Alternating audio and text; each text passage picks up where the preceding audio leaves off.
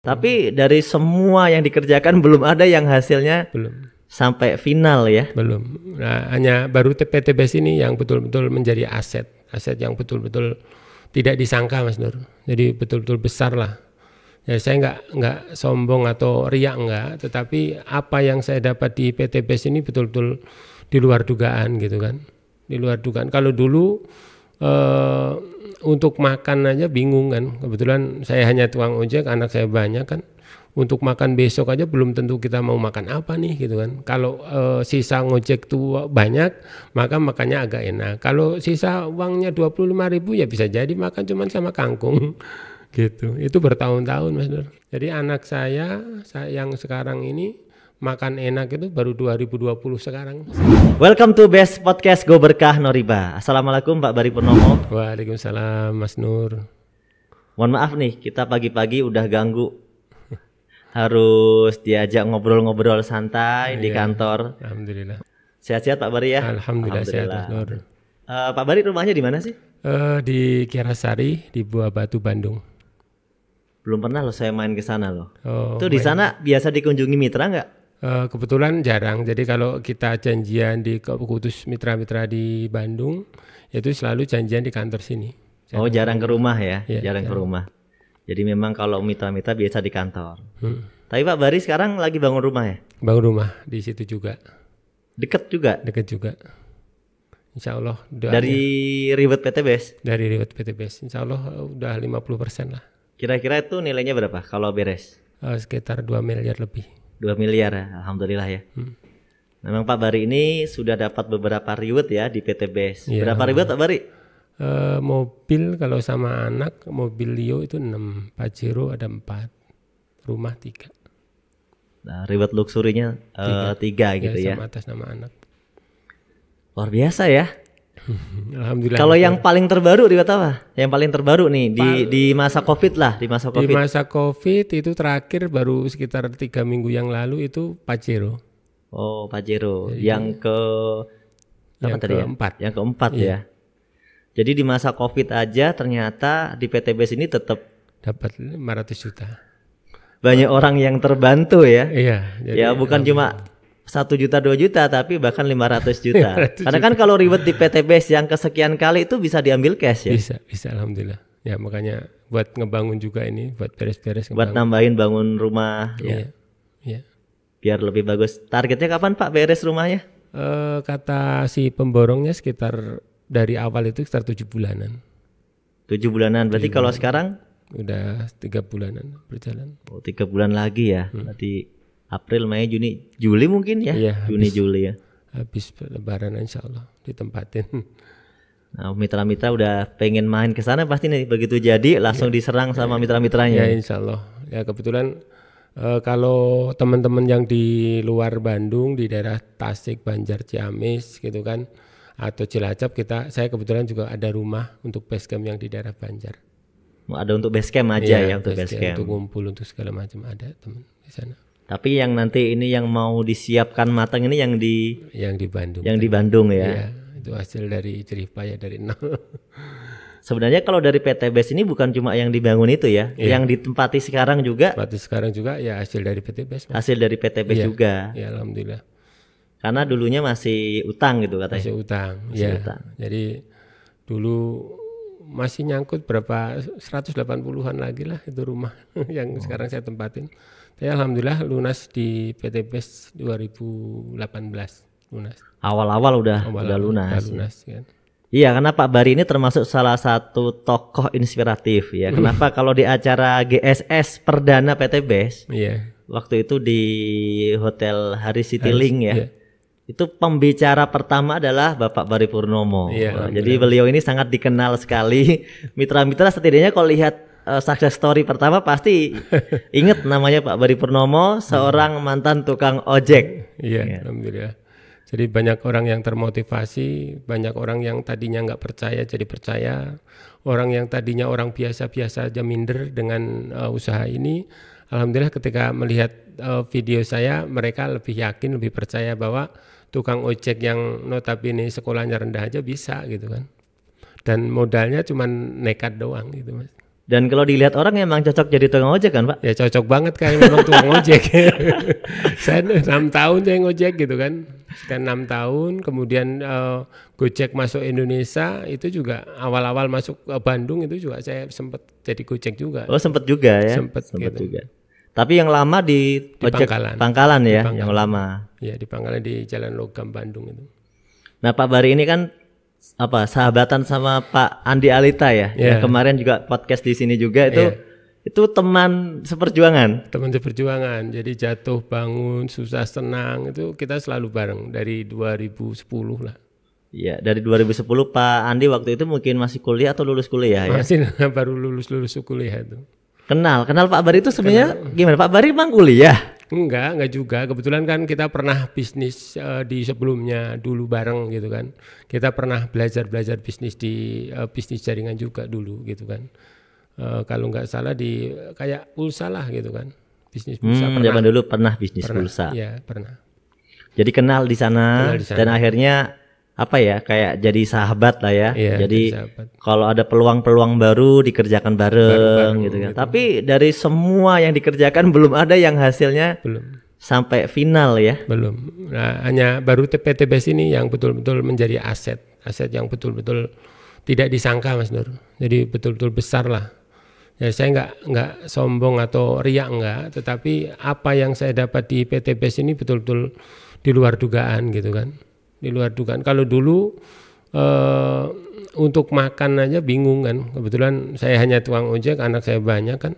Untuk makan besok aja belum tentu kita mau makan apa nih gitu kan. Kalau sisa ngojek tuh banyak, maka makannya agak enak. Kalau sisa uangnya 25.000 ya bisa jadi makan cuman sama kangkung gitu. Itu bertahun-tahun Mas Nur. Jadi anak saya yang sekarang ini makan enak itu baru 2020 sekarang sini. 2018 19 ke sini lah, dulu mah kangkung. Mulai di PTB saya 2018 ke sini lah ya. Iya.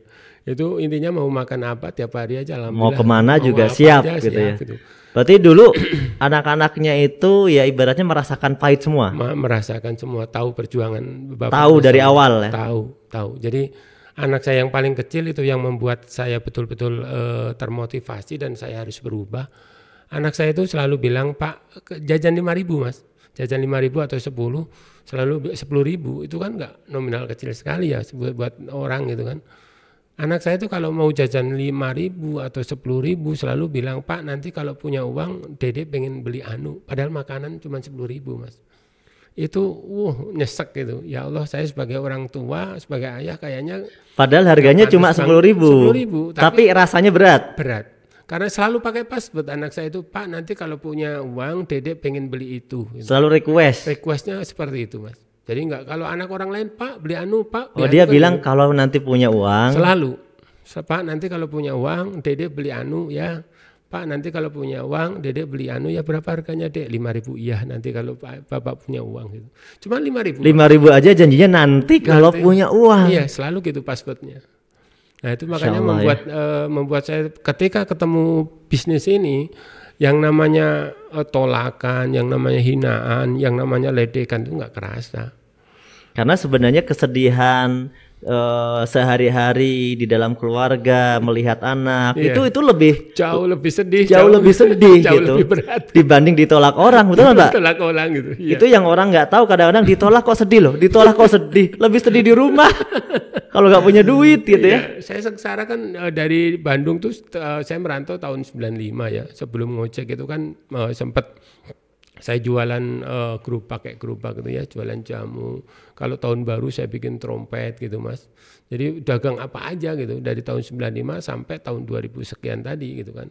Jadi perjuangan saya tuh setelah jualan ini itu nggak ada perubahan, anak semakin hari semakin gede, akhirnya saya ngojek tadi gitu. Nah ngojek ketemulah beberapa bisnis sebelum PTBS, tetapi belum ada yang hasil gitu.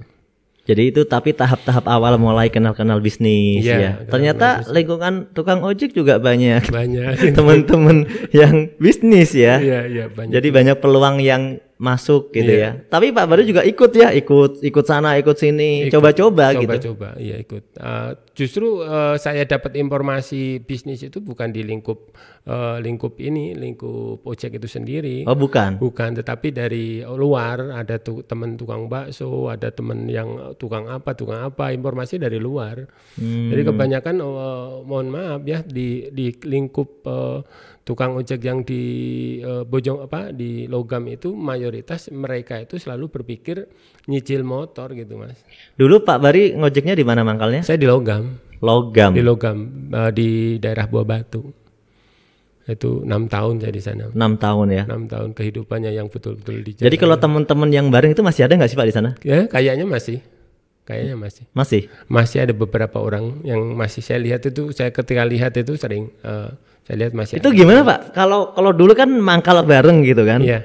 Pernah nggak sih kayak sapaan atau pas Bapak mungkin lewat kebetulan terus ketemu, gimana sih rasanya? Ya. Teman-teman ini nih. Ya sekarang manggilnya dulu kan Mas gitu. Sekarang si Bos mau kemana Bos gitu. Sekarang manggilnya Bos. Iya. Padahal kan sama-sama teman gitu. Dan saya pribadi dalam hati saya tidak pernah berpikir bahwa itu jauh ke saya tinggal, enggak. Mereka tetap teman saya. Bahkan sampai ada beberapa teman yang beberapa kali saya ajak untuk bisnis ini, mereka tetap nggak mau. Gitu. Padahal lihat hasilnya ya. Lihat hasilnya. Padahal kalau sekarang dia mau, alasan contoh Mas saya nggak punya uang karena uang saya untuk setoran motor, untuk jajan anak atau makan hari-hari aja kurang. Insya Allah saya bisa bantu gitu.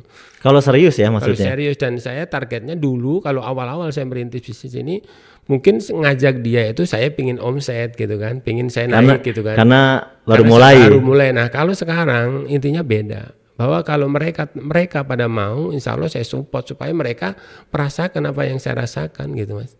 Karena saya 6 tahun loh di sana, berangkat pagi pulang sampai kadang-kadang jam 1 malam, jam 2 malam. Kira-kira kalau nih cerita di pangkalan ojek kan saya juga nggak tahu ya. Itu kan saya lihat kadang-kadang itu ngantri kan. Di pangkalannya itu ngantri juga kan. Kalau di sini deket itu daerah Padasuka, Jati Handap, itu mangkal. Itu kayak gitu ada absennya gitu. Absen. Sehari bisa dapat berapa kali Pak? Berapa kali kesempatan? Paling ya sekitar 10 kali. Banyak dong kalau 10 kali. 10 kan jauh Mas. 10 kali terus kebetulan teman-teman itu ada 136 Mas. Yang ngantri 136. Enggak, Bapak dapat berapa kali? 10 kali paling. 10 kali. Sampai malam. Oh, sampai malam itu 10 kali. Paling tapi banyak juga loh ya. 10 kali ya. 10 kali kan dulu waktu awal ngojek, waktu dulu ngojek itu kan ongkos paling 5.000 Mas. 5.000 paling jauh 10.000. Paling mahal udahlah. Paling mahal. Berarti kalau 10 kali berarti kan contoh lah jauh semua. Berarti kan 10 kali cuma 100.000. Kalau jauh semua. Jauh semua. Belum makan siang, belum bensin gitu. Dipotong bensin, makan siang, baru sisanya pulang. Sisanya bawa pulang gitu ya. Jadi kalau pas kebetulan anak tiap Pak bayaran sekolah, Pak buku itu tiap bulan saya stres. Kalau pas enggak waktunya bayaran mungkin lumayan ya, agak longgar lah. Intinya mau buat makan aja pas buat makan. Mas, ya. Sehari buat beli, ya makan hari-hari lah ya kebutuhan. Saya sih ngerasain Pak sekarang ya, duit 50.000 sehari itu kurang. Iya. Kalau buat orang berkeluarga kurang. Iya. Karena anaknya pasti jajan. Iya. Dulu waktu saya ngojek itu belum ada ojek online. Ya belum ada. Jadi begitu saya kenal bisnis ini PT Best, itu justru ada ojek online. Jadi awal saya ojek online ketemu bisnis ini. Awal-awal nyoba ojek online ini. Nah, nggak kebayang sekarang. Sekarang kan nggak kebayang setiap sudut, setiap perumahan itu ada ojek online gitu kan. Nah kalau dulu kan masih ada di Logam sampai Ciganitri sampai GBA itu kan khusus ya. Khusus tukang ojek di situ. Berarti dulu masih lumayan lah ya. Kalau dibanding sekarang mungkin nggak kebayang. Persaingannya luar biasa. Yang jadi apa gitu kan. Sekarang ojek online yang dari luar dari mana-mana masuk ke sana gitu kan. Jadi banyak hari-hari yang ngelamun di sana. Kasihan gitu, makanya teman-teman yang ini suka ketemu, ayolah saya bantu lah, saya supportin. Tapi tetap mereka nggak mau gitu kan. Nah itulah pilihan ya. Ternyata kadang-kadang orang itu cita-citanya kayak yang ada pengen berhasil, tapi kok dia berat untuk diajak berjuang. Iya. Kayak ada takut gitu ya. Karena kebanyakan ojek yang di sana saya sendiri ngalamin, Mereka mayoritas gini Mas Nur, mereka motor ngutang. Jadi motornya itu sebenarnya utang? Utang, rata-rata 90% kebanyakan motornya itu cicilan, kredit. Nah kemudian nanti kalau udah lulus, udah 3 tahun lunas atau 4 tahun lunas, itu dijual supaya ada uang yang kepegang, nanti nyicil lagi, terus gitu. Seperti itu. Nah malah dijual ya? Iya, jadi ketika lunas, dijual supaya mereka punya uang, nanti kredit lagi gitu. Setiap itu mayoritas 90% kayak gitu. Mayoritas motornya cicilan gitu. Makanya ketika mereka seperti saya kan punya keberanian untuk keluar dari lingkup itu, mereka nggak berani. Makanya ketika nanti mereka keluar, contoh coba-coba bisnis lain, bagaimana kalau nggak dapat uang gitu kan? Nanti kalau nggak dapat uang otomatis cicilan ini kan berat kan gitu. Yeah. Padahal cicilan sekitar antara 400 sampai 500 ribu lah gitu. 400 kalau 500 ribu, 400 ribu kalau di PTBS bonus sponsor ya? Sponsor sehari dapat, bahkan lebih gitu. Gitu, itu yang mereka takut keluar itu di zona itu gitu, mayoritas gitu. Saya kadang-kadang kasihan gitu. Jadi ternyata kalau ada orang bilang sukses itu kuncinya diri sendiri, ya benar Pak ya? Benar Mas. Benar. Karena orang pengen sukses, tapi kadang-kadang udah ada peluang banyak lewat di depan dia, bahkan ada temennya yang udah berhasil gitu kan. Tapi kenyataannya peluang itu dia nggak berani ambil. Iya, alasannya modal, saya modalin gitu. Aduh saya nggak ada waktu, saya juga dulu nggak ada waktu. Padahal kalau dibalik kan Pak Bari sama kan? Sama persis, nah nggak ada jauh. Uang mangkalnya sama. Sama gitu. Tapi kebanyakan kan orang daerah di daerah Cegen itu kan mayoritas udah punya rumah segala macam. Kalau saya.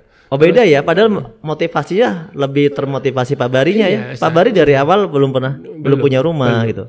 Belum. Jadi mereka malah memang udah punya gitu. Iya, udah punya segala macam, rumah udah punya, kan tinggal memperbesar usahanya, tapi mereka takut gitu Mas. Gitu. Alhamdulillah saya orang yang terpilih di PTBS, orang tua tukang ojek seluruh Indonesia mungkin enggak ada lah gitu. Pertama lah ya. Pertama. Yang sukses di PTBS ya saya lah. Terus diikuti sama Pak Andi ya. Pak Andi kan juga terakhirnya juga ojek online. Ojek gitu yang saya ajak juga dia. Di bro, kamu lagi ngapain sekarang, kerjaan lagi nganggur bro? Ya udahlah, saya sambil nunggu bisnis yang lain kita ngojek aja dulu gitu kan. Ngojeknya diajak juga ya? Saya ajak, tapi saya nggak dapat bonus sponsor. Ngajak jadi ojek. Kasihan juga itu dulu, tapi alhamdulillah karena pertemanan dekat, jadi mau sulit susah senang bareng, alhamdulillah. Jadi ketika saya sukses di PTBS ini, Andi pun dapat gitu kan, beberapa unit mobil, Pajero, bahkan rumah juga dapat 2 unit kan dia. Itu orang yang pertama percaya dengan saya Mas. Iya, yang pertama kali percaya dan mau masuk di PTBS dan langsung mau masuk. Itu berkali-kali saya datang ke rumahnya. Terus itu alasannya nggak punya duit, lo aja yang sekolah S1 nggak punya duit, apalagi gue gitu. Pak Andi kan lulusan kuliah ya kan? Ya S1 dia. S1 ya kan? Yang S1 aja nggak punya duit gitu kan? Gimana Pak Bari gitu kan? Saya nggak nyekolah kan gitu. Ya. Tapi Pak Bari waktu awal-awal gabung di PTBS ini kan punya beban utang ya? Iya. Punya beban utang. Utang rumah dulu Mas, ada sekitar 180 juta lagi. Utang rumah 180 juta. Jadi waktu itu sudah nyicil rumah gitu? Dulu pernah belajar bisnis di luar sana, akhirnya saya beranikan diri untuk ngambil KPR gitu kan. KPR tapi bukan lewat bank tapi lewat developer gitu kan. Nah rumah itu harusnya lunas itu 2015. Harusnya 2015, tetapi terkatung-katung mandek nggak bisa bayar sampai 3 tahun gitu kan, sampai 2018 ketemu bisnis ini baru kebayar. Jadi waktu itu baru punya uang muka aja, berani gitu Mas, tapi akhirnya nggak bisa nyicil gitu kan. Karena waktu itu kan udah coba-coba bisnis ya, ya mungkin ada rezekinya gitu. Ternyata hasilnya nggak signifikan. Belum signifikan. Untung saya waktu itu ngambilnya di developer gitu. Nggak ke bank ya? Nggak. Kalau di bank udah tiap hari dimaki-maki saya. Untungnya gitu kan. Cuman diingetin beberapa kali, Mas udah kalau punya uang nanti bayar ya. Masih enak lah ya? Iya nanti saya bayar lah. Namanya juga utang gitu. Nah begitu 2018 itu saya dapat awal-awal itu kan dapat mobilio sama motor ya. saya bilang ke Pak Haji Febri, Pak Haji saya ini mobil saya akan jual dulu untuk lunasin rumah saya Pak Haji gitu kan. Nah Pak Haji nggak boleh, janganlah. No, hati saya itu terima mobil tapi hati saya waktu itu hampa. Ya. Kenapa? Saya udah punya utang yang 3 tahun berhenti tapi dapat uang 150 juta nggak boleh dibayar ke sana, harus terima mobil. Udah nurut aja ke saya gitu kan.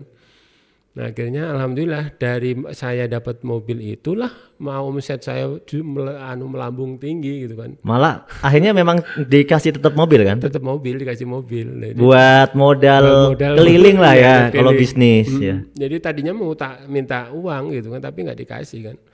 Dengan itu orang awal kalau nanti dibayarin rumah apa gimana, nanti alasannya dapat mobilnya mana buktinya gitu kata Pak Haji.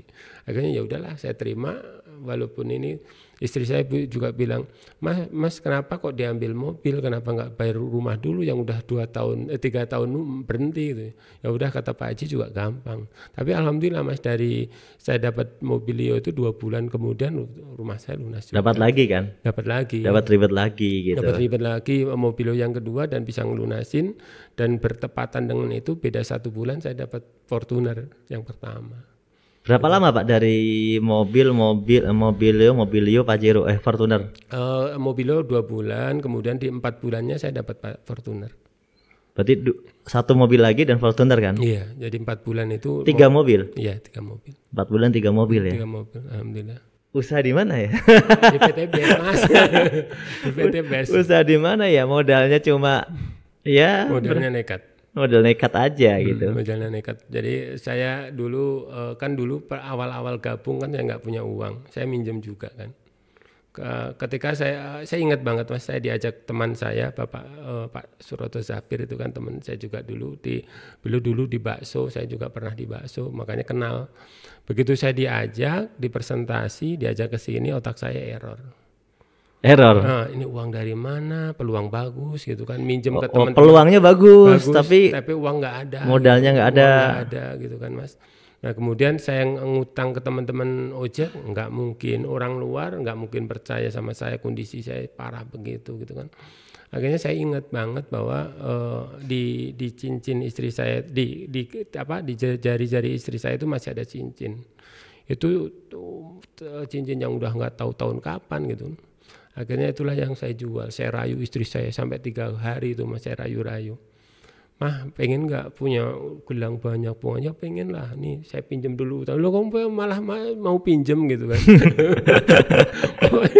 Karena udah nggak ada pilihan lah mau kemana gitu. Saya takutnya ngutang nanti nggak bisa kebayar. Kalau ini kan minimal punya istri kan suatu saat kalaupun sekarang nggak bayar kan nanti juga bisa gitu. Tapi mungkin itulah keajaibannya dari ngejual cincin itu. Saya bisa beli produk gitu. Waktu itu produknya kan baru Eco Racing. Baru Eco Racing aja ya awal-awal ya. Eco Racing aja saya percaya bahwa teman-teman ini kan 136. Kalau saya jual 5 ribuan berarti kan sekian lah, insya Allah yang cepat pulih gitu kan modal saya. Akhirnya begitu saya pulang semangat bawa produk, besok saya tawarin semua teman-teman ojek tuh dari pagi sampai malam ngecobruk terus Eco Racing gitu kan.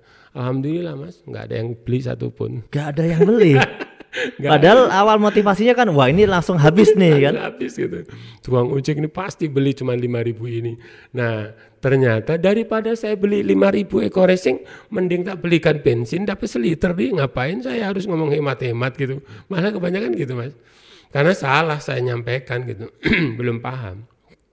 Jadi memang benar, daripada beli Eco Racing 1 biji 5.000, orang ojek itu pikirannya udah beli aja bensin. Bensin lagi 5.000. Lagi 5.000 hampir seliter gitu. Pikiran mereka karena nggak tahu peluangnya gitu.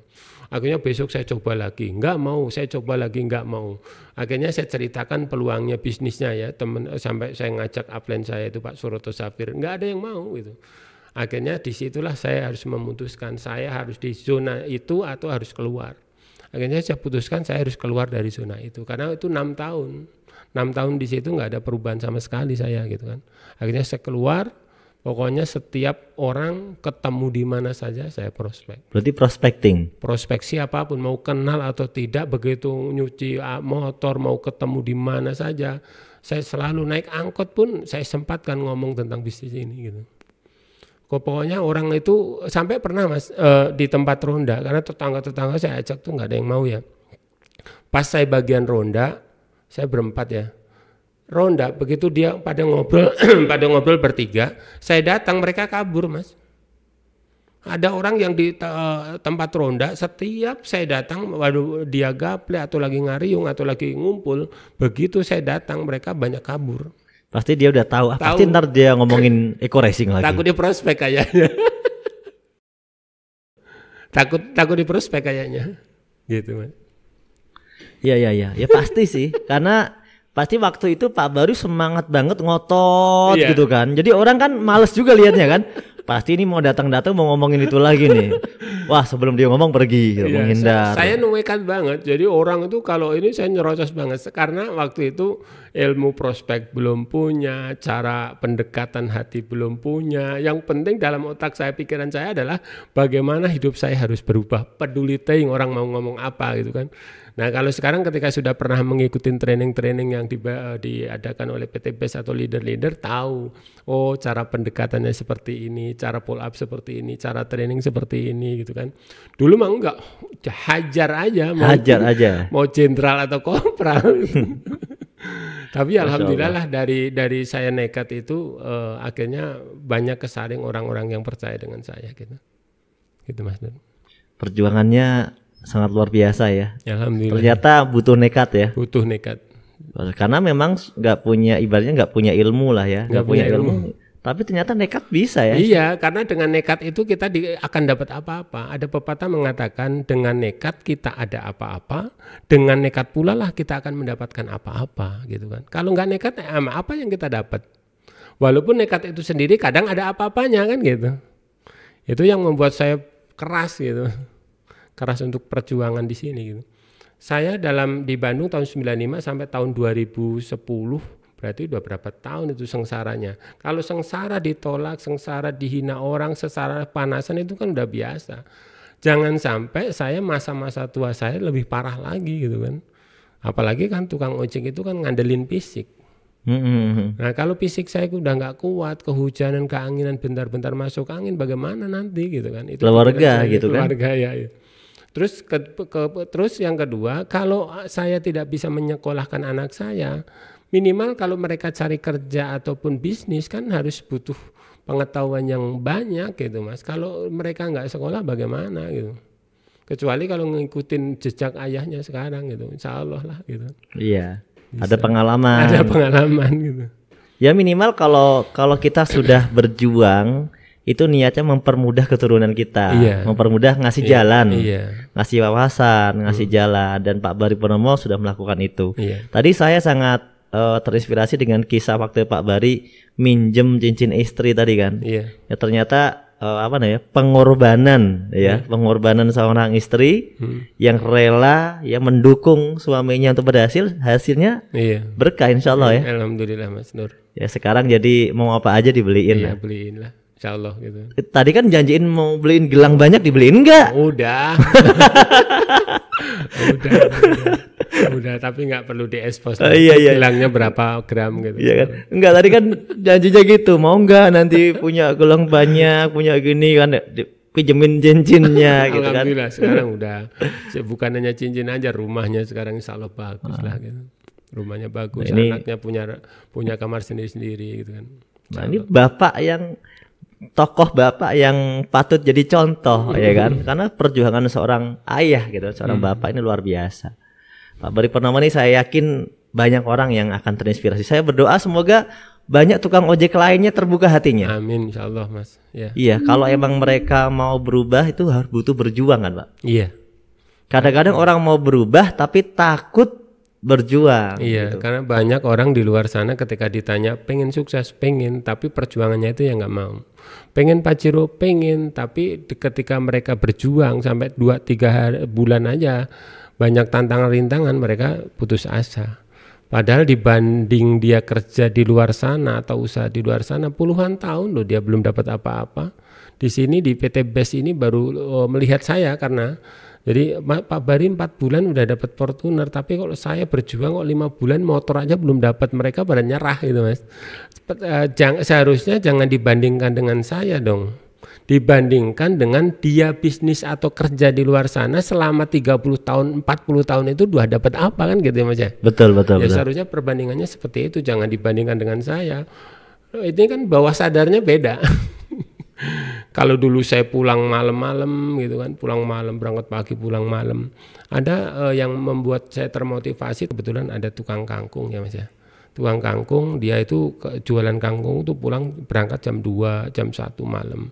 Nah saya kalau jam 1, jam 2 itu baru pulang. Baru pulang ojek? Baru pulang prospek ini. Oh baru pulang prospek. Pulang prospek. Setiap hari mereka tanya, Mas Bari jam segini baru pulang, udah dapat apa gitu. Padahal dia baru mau keluar. Dia baru keluar gitu. Mau ke ini. Baru jualan. Baru jualan ke pasar. Dalam hati saya berpikir, jelas saya udah pulang jam segini, hari ente jam segini baru berangkat, siapa yang salah kan gitu. Tapi dalam hati saya lah gitu kan. Tapi ya Allah ini motivasi lah, nggak masalah. Dan itu nggak sekali Mas. Setiap saya ketemu pulang jam 1, jam 2 selalu diledek. Jam segini baru pulang gitu, udah dapat apa gitu. Nah itu makanya, alhamdulillah ketika saya sudah posisi sekarang ini mereka masih hidupnya masih di situ-situ aja gitu. Tapi pasti nggak berani ngeledek. Nggak berani ngeledek. Anak saya yang panas Mas. Jadi kalau ke situ tuh kadang bawa motor yang gede, kadang sengaja ya. Sengaja gitu. Anaknya tahu. Anaknya tahu diledek terus bapaknya gitu. Anaknya tahu. Diledek terus bapaknya itu. Jadi anak saya suka panas itu, ke dia pamer mau bawa CBR, kadang bawa PCE gitu ke rumah dia. Pamer yang kecil. Ya kita doakan semoga teman-teman yang mungkin belum memahami itu suatu saat ketemu solusi hidupnya. Iya ya kan? Mas.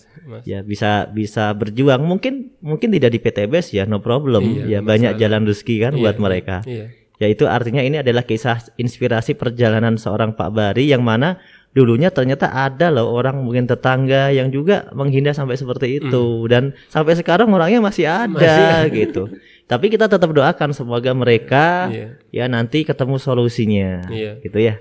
Jadi kalau orang mohon maaf ya teman-teman ojek di satu pangkalan dengan saya, mereka pasti punya cita-cita ingin kaya raya, itu udah pasti. Pasti cita-citanya sama. Tetapi karena memang porsinya di situ, untuk kaya kan sulit Mas. Jangankan untuk kaya, untuk makan hari-hari kan sulit ya.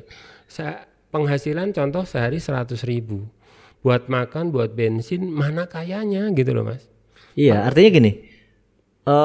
Cita-citanya sama pengen kaya, tapi mengambil porsi di tempat itu kan nggak mungkin ya.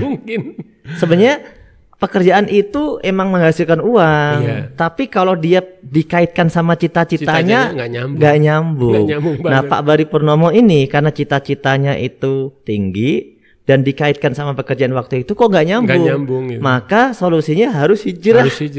Kira-kira mana nih yang nyambung dengan cita-cita saya gitu kan. Dan memang porsi itu bisa sebesar-besarnya hasil gitu kan. Kalau di PT BES ini mau penghasilan berapa sih sehari gitu kan. Mau bebas kan. Juta, mau berapapun bisa. Tergantung kekuatan kita membangun jaringan gitu kan. Kalau di tempat tadi kan artinya seperti orang yang sudah membatasi bahwa ya udahlah saya mah gini aja udah cukup. Artinya ya nggak salah karena dia udah memilih ya. Udah memilih itu. Jadi ya nggak apa-apa juga sih, udah pilihan dia. Tapi kadang-kadang teman-teman itu banyak yang sudah frustasi. Kadang-kadang udah jelas kehidupannya seperti itu.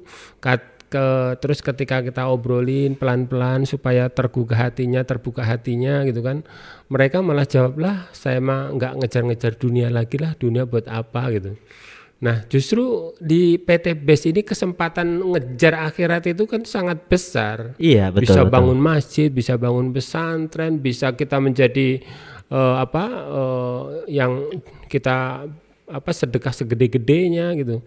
Kalau hari-hari kita sudah clear, kita mau mikirin akhirat bebas Pak ya. Bebas. Tapi kalau kehidupan hari-hari masih pusing. Ya kadang-kadang kan jadi bertolak belakang dengan kalimat tadi bahwa saya mah gini-gini aja nggak apa-apa ya nggak usah ngejar dunia. Itu orang kata-kata orang frustasi. Frustasi padahal. Orang udah frustasi punya ini punya itu nggak kesampaian itu kebanyakan gitu. Oke, Pak Bari Purnomo bisa sampai seperti sekarang. Gimana nih Pak? Awal-awal yang percaya dengan Pak Bari, timnya di mana saja nih? Nah, kebetulan awal-awal Bandung, Pak Andi Alita gitu kan. Kemudian adik saya Pak Ajar Sidik. Oh, adik saya. Adik ikut ya? Adik ikut. Nah, kebetulan adik saya itu online ya. Oh, dia mengerjakan lewat online. Alhamdulillah adik saya sendiri udah dapat Pajero 1, mobilnya 5 lewat online. Nah, kemudian saya hijrah ke ngembangin di daerah Tasik, Banjar, Ciamis, Cilacap dan sekitarnya sampai Purwokerto. Itu lumayan besar jaringan saya di situ, Mas. Ya. Jadi, dan itu dari yang di luar tadi dari teman atau teman-teman baru sebenarnya ketemu? Orang kenal, orang yang awal kenal baru gitu, belum kenal sebelumnya. Kenal nggak sengaja mungkin ya awal-awal. Nggak sengaja, pokoknya setiap punya kesempatan saya ngobrol sama orang itu selalu saya prospek. Kadang-kadang orang membatasin diri, Mas. Jadi gini, ketika dia mau prospek orang kaya, takut orang kaya takut nolak, wong dia udah punya rumah, udah punya mobil, kok ditawarin mobil. Justru orang yang punya itu kita tawarin mudah. Pasti ketika kita tawarin minimal 1 paket juga beli, minimal produk 1 box beli gitu kan. Pesannya adalah jangan takut nawarin orang yang udah kelihatan kaya. Kelihatan kaya gitu kan. Siapapun mau kaya mau miskin suatu saat akan ketemu mutiara-mutiara di bawahnya itu. Karena kan kalau kita menawarkan orang yang secara pemahaman bisnisnya lebih paham, sebenarnya lebih mudah dong. Lebih mudah. Kan mindsetnya udah nyambung gitu. Jadi lebih banyak orang yang menengah ke atas ketika saya tawarin itu jarang yang mikir banyak, Mas. Langsung bergabung. Berapa yang harus saya keluarkan modal saya, Mas? Terserah Bapak mau priority atau bisnis atau eksekutif gitu. Lebih enak, Mas, jarang ngambil pacar ini gitu. Nah, tapi banyak teman-teman yang minder kepada orang yang lebih wah gitu kan, padahal lebih enak gitu kalau orang-orang bisnis yang kita tawarin. Awalnya dulu gitu, awalnya saya tukang ojek, tukang rongsok, tukang apapun saya tawarin. Ternyata saya ketemu ada mitra saya tukang rokok asongan. Nah, di balik itu ada orang-orang yang hebat, orang-orang kaya, orang-orang yang ini, disitulah melesatnya. Berawal awalnya dari tukang rokok asong yang di asong ya. Itu. Dari asong itu dia ternyata punya kenal orang-orangnya bagus. Orang-orang bagus semua. Nah, di situ saya keluar dari zona minder tadi. Oh, berarti saya kalau prospek nggak harus ke sepantaran saya aja, ke semua aja, karena kan ternyata orang-orang menengah ke atas itu justru lebih mudah nangkepnya gitu. Minimal ngeluarin modal mah kalau cuma 2 juta mah nggak besar bagi mereka gitu, Mas. Artinya kalau kita menawarkan orang-orang yang mungkin menengah ke bawah, niat kita lebih banyak ke memberi bantuan, peluang bantuan mereka. Gitu. Tapi suatu saat juga akan kesaring, Mas. Mana yang betul-betul sehati, seperjuangan sama kita itu akan sesaring.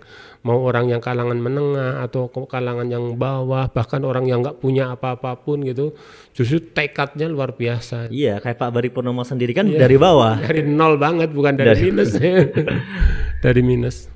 Bahkan dari minus sendiri, tapi yang penting punya tekad gitu, mau berjuang. Ini modal dasarnya cuma semangat doang di bisnis. Jadi sebenarnya bisnis ini modalnya bukan uang ya? Bukan, cuma semangat doang. Sangat disayangkan ketika sudah modal besar ya, menurut saya besar, priority, banyak yang tidak jalan. Saya aja yang gabung 1, ngutang ke istri aja saya perjuangkan habis-habisan. Nah, tidak berhenti di situ. Ketika saya sudah dapat produk, karena waktu itu saya motor aja nyewa, Mas. Jadi kalau ngojek itu saya nyewa motor sehari 25.000. Begitu saya nggak ngojek, otomatis kan nggak berani nyewa. Takutnya nggak kebayar tuh 25.000. Akhirnya saya pinjem. Saya jadi ingat Bapak tadi 100.000, 25.000-nya bayar sewa. Bayar sewa motor sehari gitu. Ya Allah, pokoknya kalau diceritain, makanya kalau saya selalu ngisi seminar-seminar itu saya ceritakan apa yang saya rasakan. Makanya kalau saya nangis itu benar-benar nangis, ingat kalau dulu mah nggak pernah nangis, Mas. Dulu mah malah nggak nangis Nggak pernah nangis kalau ketika sengsara. Sengsara kok ditangisin gitu. Udah biasa kali. Udah biasa dari dulu gitu kan.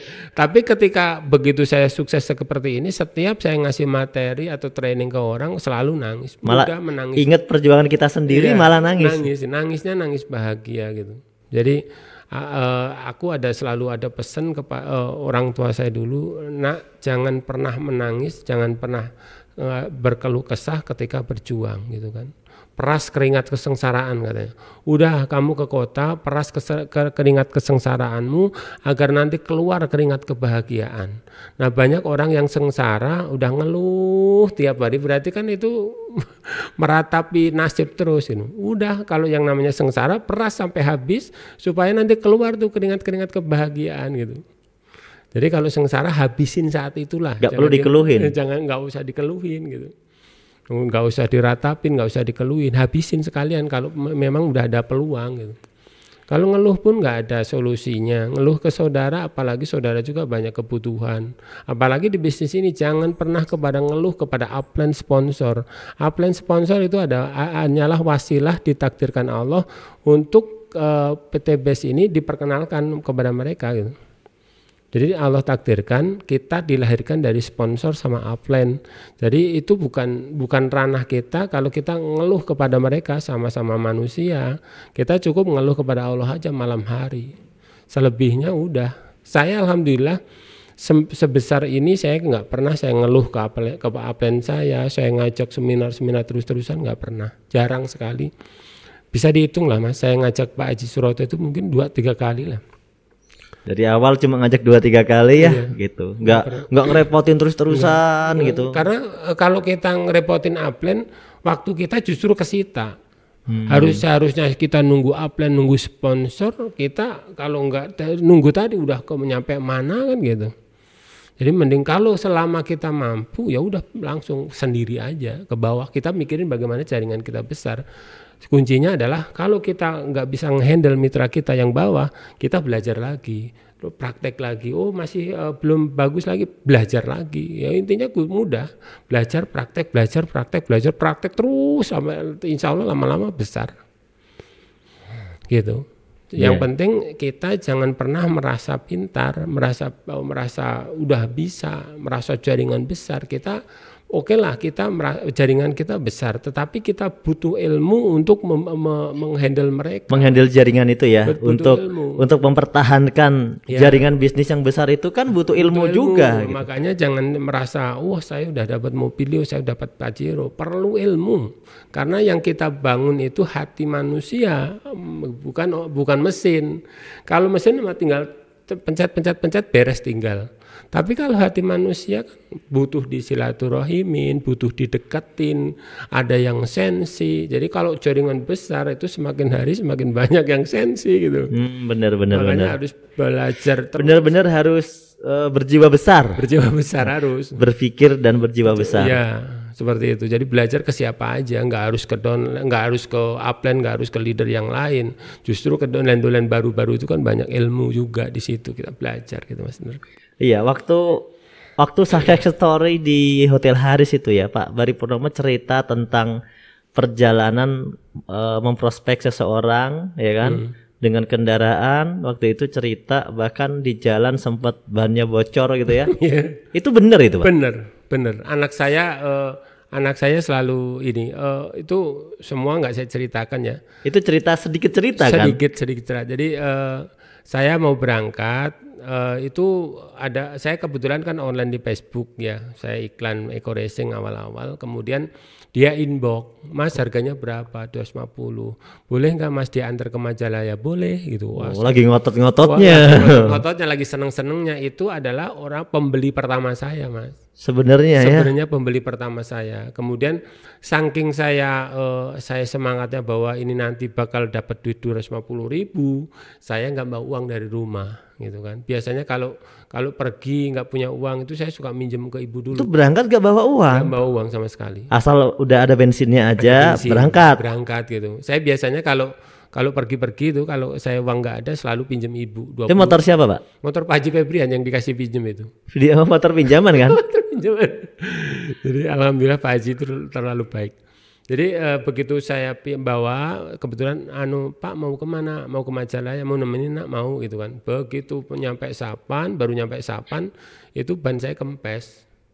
Nah begitu saya nggak punya uang. Terus anak saya nyalain, Pak kenapa tadi nggak pinjem Mbah? Biasanya kalau saya pergi itu selalu pinjem ibu. Pinjem dulu 20 atau berapa gitu, 25.000 untuk jaga-jaga. Anak umur berapa itu waktu itu? Waktu itu umur SMP lah. SMP. Nah, terus kemudian bocor, akhirnya ya udahlah KTP, nanti juga akan dapat uang kan gitu, pinjam KTP. Beraniin diri ya, Pak. Tak tolong Pak.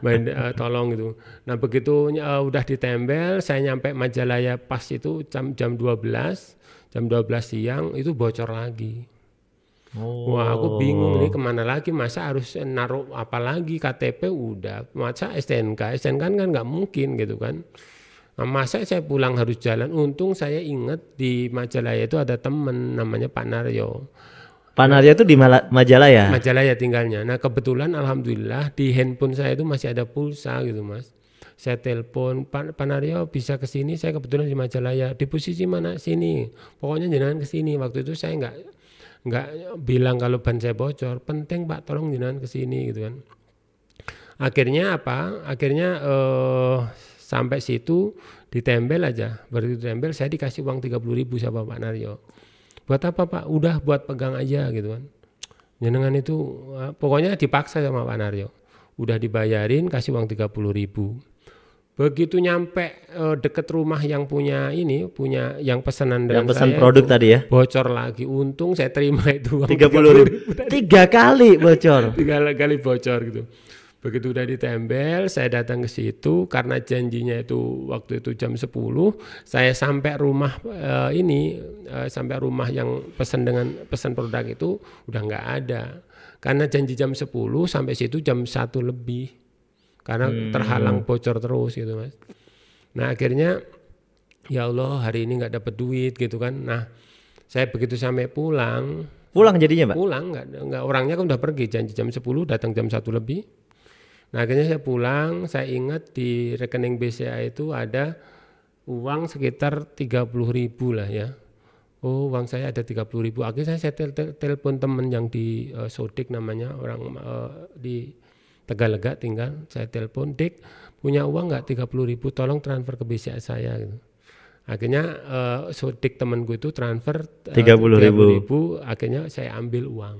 Bisa ngambil uang. Alhamdulillah bisa ngambil uang gitu kan. Minimal pulang saya punya uang gitu Mas. Nah saya begitu pulang nyampe Sapan. Begitu nyampe deket tempat tembelan ban tadi itu bocor lagi. Dekat yang ditinggalin KTP? Deket, untungnya deket. Pas dari situ deket bocor lagi. Akhirnya begitu Pak ini bocor lagi yang tadi saya pinjam saya naruh KTP gitu. Wah ini nggak bisa ditempel Pak, udah panjang itu ternyata keempat kalinya itu. Nah akhirnya berapa Mas nempelnya berapa? Ini 35.000 kalau ganti ban, udah ganti aja. Nah di depannya tambal ban itu ada tukang mie ayam. Tukang mie ayam saya tanya, Pak mie ayam berapa satu mangkok? Akhirnya kan sampai jam 2 lebih lah di Sapan itu, hampir setengah 3. Pak berapa mie ayam? 7.000. Ya udahlah saya beli 2 mangkok kan buat nambal sama buat beli ini masih ada gitu. Akhirnya pesan mie ayam. Begitu baru kita makan Mas, baru makan setengah. Itu di mangkok anak saya itu ada kecoa itu Mas. Di mangkok anak saya itu ada kecoa. Ya Allah, saya nggak kuat nahan yang namanya air mata itu, saya tahan setahan-tahannya Mas. Nggak nangis tapi saya tahan supaya saya nggak nangis hari itu. Gitu. Mau nangis ya? Mau nangis nggak tega saya. Saya mau ngomong ke orang yang jualan. Tapi anaknya tetap makan? Enggak, udah berhenti aja deh. Saya juga berhenti. Jadi baru setengah, anak saya setengah, saya berhenti. Nggak tega saya. Atau mau saya kasihin ke anak saya yang saya makan juga itu kan jelas satu buleng itu ada kecoanya kan. Nggak tega gitu kan. Akhirnya anak saya berhenti. Saya mau bilang ke yang jualan itu kan di situ ada yang makan banyak ya. Kasihan ya, nggak enak lah. Gitu kan, udah diem aja. Sama anak saya ditutup mie, ya Allah. Ini hari ini kan luar biasa banget gitu kan. Anak saya yang dari pagi nggak sarapan sampai jam 2:30 baru makan mie separuh aja itu udah ada kecoanya gitu. Anak saya luar biasa gitu. Makanya alhamdulillah ketika saya sukses di PT BES itu pertama kan dapat motor kan langsung 2 bulan itu. Saya tanya kepada anak saya, nak pengen motor apa kamu? Pengen CBR, ya udah. Nah, itu CBR yang kuning itu untuk anak yang saya ajak itu. Gitu. Pas waktu itu SMA kelas 1 dia. Menemani perjuangannya. Itu hari yang luar biasa Pak. Wah. Bapak tambal ban 4 kali. 4 kali. 4 kali terus terakhirnya diganti itu. Itu luar biasa Mas. Jadi kalau yang namanya itu keluhan ini nggak ada apa-apanya lah. Jadi, tapi tetap yang saya pengen nangis itu ketika anak saya baru makan setengah ada kecoanya itu saya nggak tahan ya. Saya betul-betul nggak tahan. Tapi ya saya sekuat-kuatnya saya tahan. Jadi begitu cur itu saya langsung noleh supaya nggak ketahuan anak saya. Karena saya nggak mau lihat anak saya seorang ayah yang cengeng gitu. Saya tahan. Nah di situ Mas, dari situ besoknya itu saya berangkat pagi pulang petang, berangkat pagi pulang petang. Kalau pikiran saya resikonya adalah satu ditolak, resikonya adalah bannya bocor. Tetapi resiko kalau kita keluar dari resiko itu biasa kita sukses daripada kita bertahan di sengsara terus. Daripada sengsara terulang lagi gitu. Mending harus sukses. Harus sukses. Makanya berangkat pagi pulang petang, berangkat pagi paling pagi itu pulang paling sore itu pulang jam 12. Jam 12, jam 1 malam itu saya perjuangkan sekitar 6 bulan lah. 6 bulan ya, perjuangan hebat itu 6 bulan. Yang namanya hujan, angin segala macam. Saya nyampe rumah. Begitu nyampe rumah ada yang telepon, Mas Bari ini ada yang mau gabung lagi, pengen dijelasin. Langsung berangkat lagi. Padahal saya pulang dari Sumedang itu masih basah kuyup baju saya. Ada yang telepon, Mas ini ada yang mau pengen dijelasin, Mas tolong kesini. Begitu nyampe rumah saya ganti baju berangkat lagi. Padahal itu sampai kedinginan. Jadi orang-orang yang berhasil di bisnis ini rata-rata jurusnya sama. Kemarin Pak Andi bilang bahwa 6 bulan di awal tuh ngotot gitu. Iya. 6 bulan di awal. Pak Bari juga 6 bulan di awal itu. Ngotot luar biasa ya. Jadi jangan sampai kita punya ngasih kesempatan untuk berleha-leha. Berleha-leha nanti aja lah. Kalau udah luxurinya 3, 4, leha-leha silakan. Mau jalan-jalan ke Lombok, mau keluar negeri kalau udah nggak pandemik silakan. Kalau udah sukses gitu. Jangan sampai baru dapat mobilio aja udah jalan-jalan sama istri sama keluarga boleh, tetapi jangan tiap hari banget gitu Mas. Jadi kalau udah betul-betul freedom itu dalam artian seperti Pak Haji Suroto itu sebenarnya mau dia diam di kolong meja, mau dimasukin lemari dikunci juga penghasilan ratusan juta tiap bulan dia. Tetapi Pak Haji Suroto masih tetap bangun jaringan, tetap membantu mitra gitu. Ya karena semakin orang sukses itu impiannya bukan lagi untuk diri sendiri. Semakin orang berhasil impiannya adalah mensukseskan orang lain. Karena memang sekarang tuh kebahagiaannya beda. Kalau dulu kita bahagia dapat Pajero, bahagia dapat mobilio itu Mas. Sekarang dapat mobilio, dapatnya udah biasa-biasa aja. Justru ketika mitra kita yang kita support tahu kondisi dari awal dia dapat mobil gitu, bahagianya luar biasa. Syukuran, orang tuanya senyum, istrinya bahagia, itu kita bahagia banget itu Mas kita. Ya, hari ini dapat cerita yang sangat luar biasa dari Pak Bari. Semoga teman-teman semua yang menonton ini juga bisa ambil pelajaran yang berharga dari ini. Sekarang mungkin kita yang terakhir nih, bagaimana ya mungkin secara singkat tips buat mitra-mitra atau orang yang menjalankan bisnis ini. Supaya benar-benar dia terjaga dalam kondisi berhasil, apa Pak kuncinya Pak? Ya, zaman semakin hari semakin berubah, teknologi semakin hari semakin berubah, bisnis semakin hari semakin update. Kalau kita tidak mengikuti perkembangan zaman, kalau kita tidak mengikuti tren sekarang ini, ya kita ketinggalan lah, kelindas lah gitu kan. Maka kita ikutin perkembangannya, kita ikutin prosesnya, terus ikutin prosesnya, maka insya Allah suksesnya itu panjang gitu. Apalagi yang masih muda itu justru kita habiskan tenaganya supaya apa? Menikmatinya panjang. Kalau seperti saya, contoh saya berjuang, saya sukses, umur saya sekarang 40 lebih ya. Saya kalau Allah takdirkan umurnya 60 tahun, berarti kan 20 tahun lagi. Tapi kalau orang yang sukses itu muda, umur 30, umur 25 sukses, itu nikmatinya masih panjang gitu. Jadi jangan sampai teman-teman PTBS yang masih muda, jangan sia-siakan kesempatan ini. Berjuang sehabis-habisnya, 1 tahun lah berjuang. Jangan pernah tengok kanan, tengok kiri, jangan pernah dengerin MLM lain, MLM itu, jangan pernah dengerin apalagi money game gitu. Money game itu jelas itu jadi korban semua. Saya pernah di posisi itu. Saya punya utang banyak sekali gara-gara bisnis money game. Ya, masukin uang sekian puluh juta, 100 juta, berapa juta, dapat sekian persen. Bulan pertama, bulan kedua dapat, bulan ketiga hilang gitu kan. Nah itu jangan sampai. Nah PT BES ini kendaraan yang sudah tepat. Saya pernah mengenal multilevel dari tahun 90 sekian, saya pelajari multilevel. PT BES ini kalau dimasukin muri, mohon maaf, ini masuk muri, kalau dimasukin muri, multilevel yang paling banyak ngasih mobil. Dari tahun 90-an mas, dan cash loh. Kalau MLM lain kan mohon maaf, banyaknya kredit, diajarkan mereka kredit, mayoritas, saya pernah di dalamnya gitu. Kalau PT BES dikasih mobil itu cash, kurang apa lagi gitu. Dalam sekian tahun aja udah ribuan yang dapat Pajero kan. Nah di MLM lain itu enggak, belum ada gitu. Makanya ini kendaraan yang tepat, pegang erat impian kita. Supaya apa? Supaya kita nanti suksesnya itu sukses yang betul-betul menikmatinya panjang gitu. Kalau sengsara ataupun sulit itu dari dulu kan. Nah jangan sampai kesengsaraan itu semakin panjang gitu. Sudah sampai di sini aja sengsaranya gitu. Mau tukang ojek, mau sekolahnya rendah, mau modalnya nggak punya. Kalau saya kan komplit. Modal nggak punya, sekolahnya rendah, miskin lagi, tapi bisa berhasil gitu.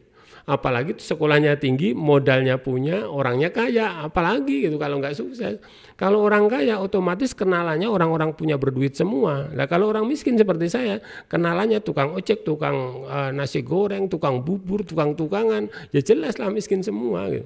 Kalau orang kaya kalangan menengah ke atas, jelas kenalannya orang kaya semua.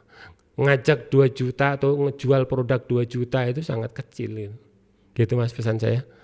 Jadi ayolah maju-maju bareng. Insya Allah PT BES ini jangka panjang karena produknya banyak yang cocok, apalagi sekarang ada eco farming. Dulu saya merintis bisnis ini hanya eco racing aja, banyak tantangannya. Saya nawarin ke orang, Pak ini produknya bagus bla bla bla bla bla gitu kan.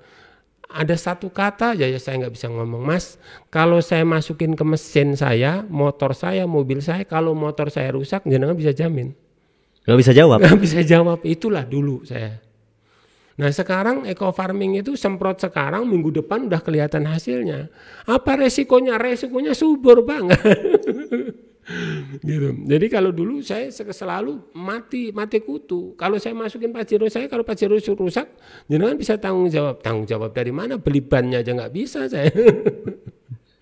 Itu mas. Gitu. Alhamdulillah ya. Makasih Pak Bari hari ini sudah bisa berbagi di BES Podcast. Semoga nanti lain hari kita bisa sharing lagi. Iya.